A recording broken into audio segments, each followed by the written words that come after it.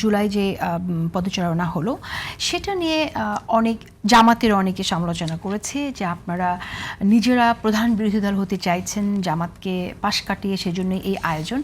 কিন্তু ঠিক সেই সময়টাতে সেই সমালোচনার বা সেই অভিযোগের কোনো উত্তর না দিয়ে আমরা দেখলাম যে জামাতের যে এমপি গাজী নজরুল ইসলামের ঘটনা তখন সামনে আসলো, যাকে দ্বিতীয় স্ত্রী দাবি করা হলো, তিনি আসলে দ্বিতীয় স্ত্রী না, এই ধরনের ঘটনাগুলো যখন আসলো বা একটি ভিডিও সামনে আসলো, তখন কিন্তু মূল আলোচনা না গিয়ে আমরা এনসিপির অনেককে বলতে শুনলাম যে এটা প্ল্যান করে ফাঁস করা হয়েছে কি না।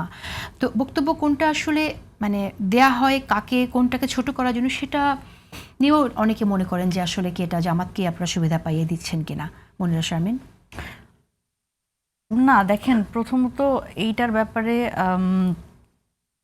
কিছু বলা হয় না, এই ব্যাপারটা কিন্তু তা না। মানে যখন এই ধরনের শিবির নেতা একজন এই ধরনের কথা বললেন যে এই ধরনের হামলার এটা পরিকল্পিত এবং কোনো না কোনোভাবে জুলাই মাসে এটা হচ্ছে জামায়াতে ইসলামকে স্ক্রিনে না রেখে সাইড আউট করে এনসিপিকে সামনে রাখার একটা প্ল্যান এবং ডিপ প্ল্যান এটা বলেছে। এটার ব্যাপারে কিন্তু আমরা মানে যেহেতু এটা ইনফর্মাল একটা জায়গায় সোশ্যাল মিডিয়াতে উনি বলেছেন, আমরা সোশ্যাল মিডিয়ার জায়গা থেকে প্রতিবাদ করেছি, আমরা আমাদের বক্তব্যটা দিয়েছি।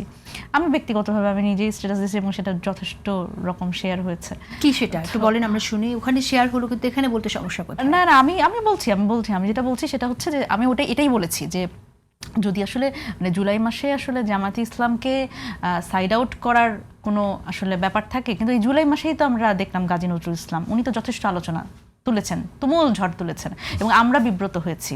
এই ব্যাপারগুলো নিয়ে তো আলোচনা করতে হয়েছে আমাদের জোট সঙ্গী হিসেবে। আপনারা যেরকম করে প্রশ্ন করেন, প্রশ্ন মানে বিদ্ধ করেন, সেই বিদ্ধ তো হয়েছি, আমরা বিব্রত হয়েছি। এই ব্যাপারে কথা বলাটা স্বাভাবিকভাবে বিব্রতকর।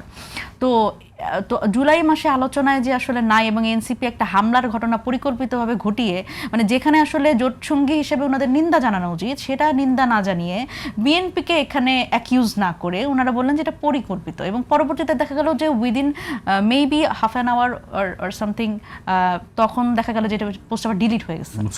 তো এখন পরবর্তীতে আমরা আবার দেখলাম যে তাদের যারা সমর্থক তারা আবার বলছেন যে অ্যাকাউন্ট হ্যাক হতে পারে, কারণ ওনাদের মাঝে মাঝে আবার অ্যাকাউন্ট হ্যাক হওয়ার এক ধরনের বিব্রত হয়ে গেলে অ্যাকাউন্ট হ্যাক হয়ে যায় আছে। তো এইটা হচ্ছে আমাদের, দেখেন আমি যেহেতু কনস্ট্রাকটিভ রাজনীতির কথা বলছি, ধরেন আমার নেতা কোনোভাবেই ভুল করতে পারে না, এইটা কিন্তু আমাদের যে পুরনো দুইটা রাজনৈতিক দল এদের যারা কর্মী সমর্থক তাদের আছে, কোনো না কোনোভাবে ভুলটাকে জাস্টিফাই করার এবং সেভাবে করে একদম, আমি যদি বলি যে আমি ওদের 1 টাকার শ্রমিক বলি আর কি, এটা তো বট আইডি, 1 টাকা করে ওনারা পান এই কমেন্টগুলো করার জন্য।